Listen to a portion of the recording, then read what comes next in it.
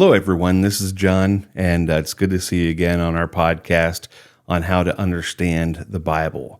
Different study tips for how you can actually study for yourself and not have to lean on so much preachers, authors, or what other people say. We want you to be able to go to the Bible yourself, to be feeling more confident, and to be able to see what God wants you to know specifically. One of the lessons that we've looked at in the past that I have done that I want to present to you is understanding that there are different genres of writing. And you understand this if you've ever been to a library or if you've ever read different types of source material. For example, like if you go to the library, you've got the Dewey Decimal System. The whole reason it's there is to categorize different types of reading. Obviously, there's a difference between a novel and, say, a dictionary, or a newspaper and a biography. They're written for different reasons, and we read them differently knowing that. If you read a piece of newspaper, an article, you're reading to keep updated on what's going on in that news on that topic. Sometimes it's local, sometimes it's national, sometimes it's somewhere in the world. If you read from a dictionary, obviously, you're looking to see what a word's definition is. And you're probably not in it for the long haul, turning page over page in a dictionary. That would be the height of any type of wasted time, in my opinion. But maybe I'm being judgmental, and you just really love dictionaries. I remember going through a biography one time, and I really loved reading about baseball biographies, baseball players. Maybe that's not your thing. But it's enjoyable to read about someone's life, someone who actually had made a difference playing baseball. You get where I'm going with this. As we read different types of reading, we know that there are different purposes in why they're being written. And as we read them, we have an understanding of why they are written. A genre is a category of artistic writing, composition. A genre you can see in not just literature, but you can do so in music as well. There's a big difference between, say, hardcore and rap. There's a difference between country and jazz, pop, and blues. These categories, you know what you're getting when you actually know the category. It's characterized by similarities in some sort of form or style or subject matter. And the whole reason we have these categories in writing is to help them become more alive for us. We know what they are, and it helps us read them a little bit more smoothly when we know why they're written. We have different genres in the Bible, too. We've got different types of writings that help us understand the way in which we should read it. There's a difference between reading the life of Jesus and going through wisdom of the Proverbs and listening to the law, which is not a suggestion, not just wisdom, but hey, do this. There's a difference between reading about the history of Israel and going through Revelation. There are different styles of writing, and not just because God used different writers to write them down. God wanted to accomplish he wanted to accomplish communication with us so that we would understand what's being written. Let's break it down a little bit. Narratives, for example, they're an orderly account that relates to details of a story. Now, when I say story, I'm not talking about once upon a time and they lived happily ever after. We're not talking about a Disney princess movie that might be make-believe, or it might have been based upon some mythology or some poem or writing or some novel that was written once upon a time. We're talking about an actual account of someone's segment of their life. Narratives are intriguing to me because narratives actually show us the lives of people in the Bible. Some of them were inspirational. Some were heroic. Some are one of those don't be that person type of stories. But regardless, the Bible is pretty clear in the lives of the people it mentions, good, bad, or ugly. They're not all for us to follow. Sometimes we have to realize the truth and why it's written down. Sometimes it's a warning. Don't do stuff like this person did. Or you'll see something that's inspirational, someone who maybe died for their faith, like Stephen. We might see someone like Hophni and Phinehas, the sons of Eli, who were not living according to what they should in the times of serving at the tabernacle. They were guys who not just were stealing from what was being sacrificed, they were also violent and lust-filled men. The Bible brings us their account because what they were doing was abusive to the people of Israel as they're trying to worship. We see all sorts of narratives throughout the Bible, from Genesis with the creation account, the flood with Noah, Jonah, and the great fish, the times of the judges and the times of the kings and the life of Jesus. The book of Acts, as the church is formed and as the apostles spread, planting churches and preaching as everyone goes. Narratives are a wonderful way of telling the story of people who really lived and allowing us to see from their example the way that we should live our lives. The Gospels, by the way, are a distinct category of the narratives. They're a new literary category that would fall under this umbrella of narratives. We've got 4 Gospels, Matthew, Mark, Luke, John, all written for their own various reasons from different viewpoints of different writers.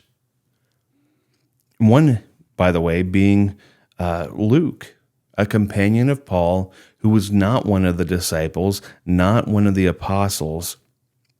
And he wrote in the book of Luke, "Many have undertaken to draw up an account of the things that have been fulfilled among us, just as they were handed down to us by those who from the first were eyewitnesses and servants of the word.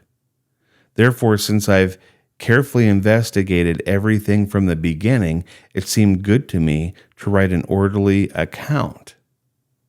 Luke literally interviewed everyone he could who was living during the life of Christ, people who had witnessed the various narratives, stories, teachings, and more.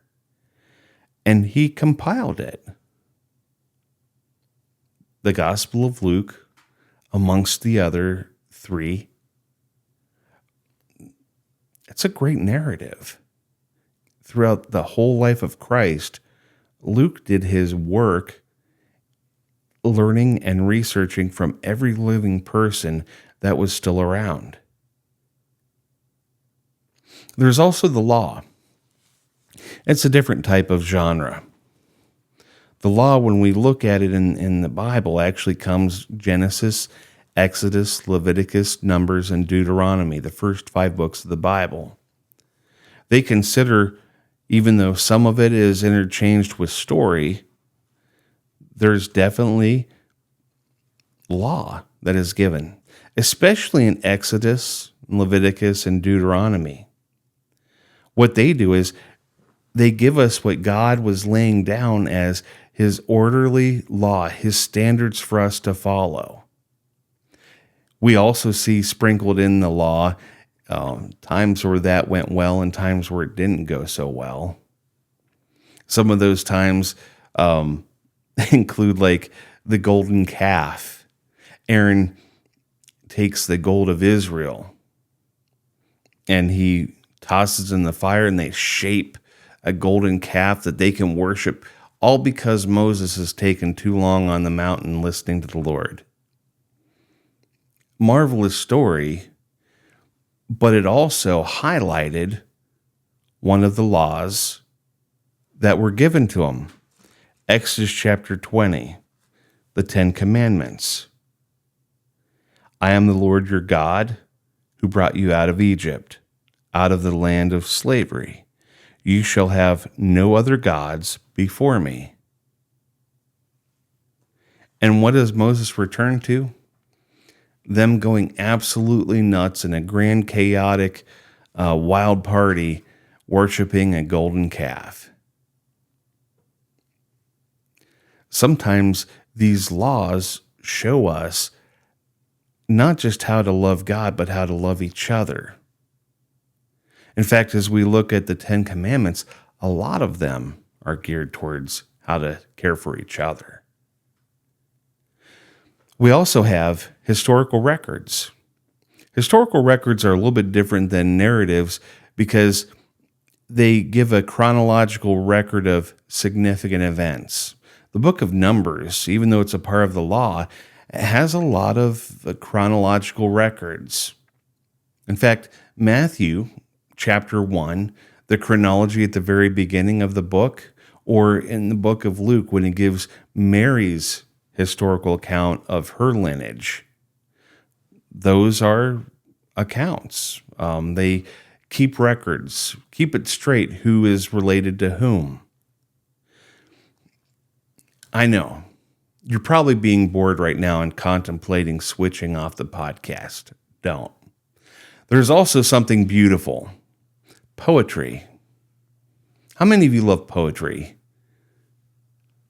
Some do, and some people are rolling their eyes right now. That's okay. There's a lot of lofty thought or passionate feelings expressed through very imaginative words in the Bible. Go to Song of Solomon.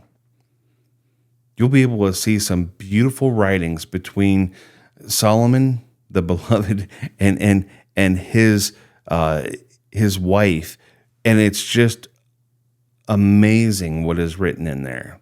By the way, if you're under the age of 18, don't do that yet. Judges chapter 5, Deborah's song that she has written, it's a beautiful testimony to the Lord and what he has done.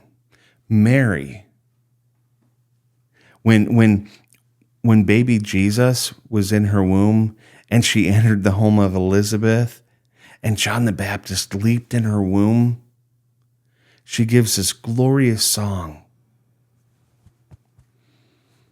When you look at it, it highlights God. The Beatitudes are poetry. Did you know the Genesis account of the flood is poetry? It's a giant acrostic where literally the beginning of each line in the Hebrew alphabet goes up and down the alphabet in Hebrew. It's wild. There are things that are just so subtle, but when you read them and the deeper you study, the more you realize, wow, this is meant to inspire me when you look at poetry. It's meant to be beautiful. It's meant to give praise. It's less about instruction and more about just worshiping God. We do songs like that for that reason. There are instructional songs. There are beautiful songs. In fact, songs is a whole different type of genre, but there are collections of prayers and poems and worship and adoration. We see different creeds that are written, or at least sayings, quote unquote, in the Bible. They're just common statements about what was done in the culture then. There's wisdom literature, another type of genre, a type that is common to the peoples of the ancient world that included ethical and philosophical works. For us, that would be Job, Psalms, Proverbs. Song of Solomon, while being both song and poetry, is also wisdom literature. There's Ecclesiastes. If you ever do a study of Ecclesiastes, by the way, begin in chapter 12 at the very end and then start again. Get the end in mind. It makes all the difference. That wisdom is tremendous, and it's beneficial for our everyday lives. In the New Testament, there's a book that actually is a type of wisdom literature, and it's from the book of James. I love it because it's where the rubber meets the road. It's where faith and everyday life come together and make sense. And just these beautiful tips and ways to live that make sense, that frame our thinking and change just how we do everyday business. I love it. There's also the parables. Parables tend to be an earthly teaching with a heavenly meaning. Jesus in the Gospels had so many parables. We're just coming off of a Wednesday night series, a Sunday night series on the parables. But if you go through the Gospels, you can see so many parables written.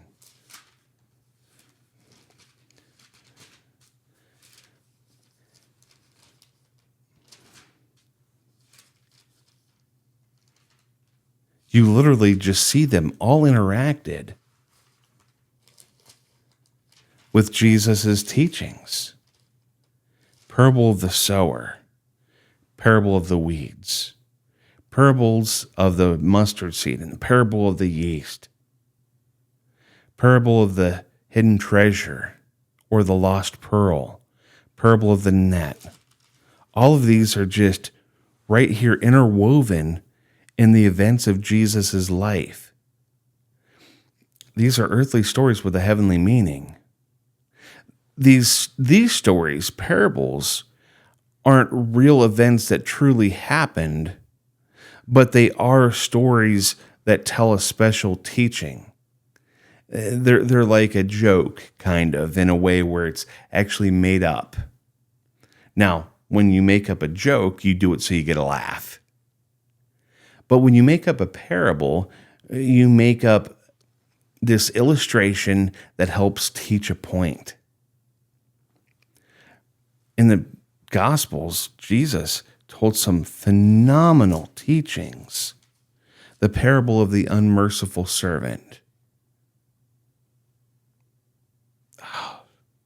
It's just gold. This is about appreciating what God has done. I like as we go through these genres, so many are written in so many different styles for so many reasons. But what I really truly appreciate is that God has done such variety of styles so we can relate with him. Have you ever read a book where it just didn't quite resonate with you? Didn't mean that it wasn't a good book. It just wasn't the way that you read. Maybe you like fan fiction. Maybe you like biographies. Maybe you like history.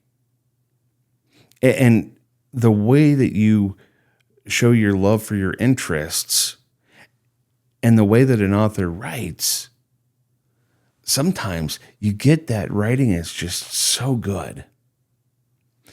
God has written in a variety of ways, I think, to help soak our interest in too. And there are writings where we won't just naturally connect with. I've got a hard time going through Numbers, for example. But I love going through the book of Jude. And man, I pour into that. There are very few books that I have studied as much as that tiny little book. But I eat it up. Maybe for you, you love the Proverbs. These are wonderful opportunities for us to understand God, because he worked out in a plurality of ways communication so that we could know him. Now, there are two different genres left I want to highlight. One is apocalyptic. Oh boy, I could get in trouble here. Now, as far as apocalyptic, I'm going to pair it together with apocalyptic prophecy. Prophecy is not just telling the future, it's also commentary on the present. God many times worked through prophets not just to tell what was going to happen, but to say, hey guys, this needs course correction now. But with apocalyptic language, which you can see in Daniel, but you also see prophecy in Daniel. But apocalyptic language is a special kind of writing that was written to reveal and arouse interest. Fantastic fantasy type of writing. It links God, and earth, and humankind, and heaven, angels and demons, the life of the world today and the world to come. The crazy part about apocalyptic language is everybody wants to dive into Revelation in crazy depth and detail and figure out what every last little thing means. Let me give you some encouragement. Just enjoy it. There's so much to learn from Revelation, but don't overthink it. It's a book that talks about Jesus coming back and in the end of the times, and we win. In Revelation chapter 1, verse 3, we're blessed, literally happy if we read this, if we dive in. But so many people get overwhelmed by this literary genre. They pair it with Daniel and other writings, and they try to substantiate a bunch of thoughts that might be just more scary than helpful. Let me encourage you. Most people go through Revelation, and most people who go through Revelation go through terrified almost if they can finish it at all. I want to encourage you, just look at it as fanciful, and that's okay. There's stuff to be gleaned out of it, but I'll leave more for another time when it comes to Revelation. There's also the last genre, and I did not save the best for last, by the way. It's letters. Written messages between persons separated by distance. Many of these letters we find in the Bible are from the Apostle Paul. We see other general letters too. Letters written from other authors, Peter, John, even possibly unknown letters like from the writer of Hebrews. We see letters within books that are written. 2 Samuel chapter 11 has a letter. Acts chapter 15 has a letter. And these are usually guidance or instruction for specific scenarios. When we see those types of teachings, and like we should see in many other genres, we try to compare apples to apples. When we're in this type of situation, we look to the Bible to see a similar situation for God's guidance.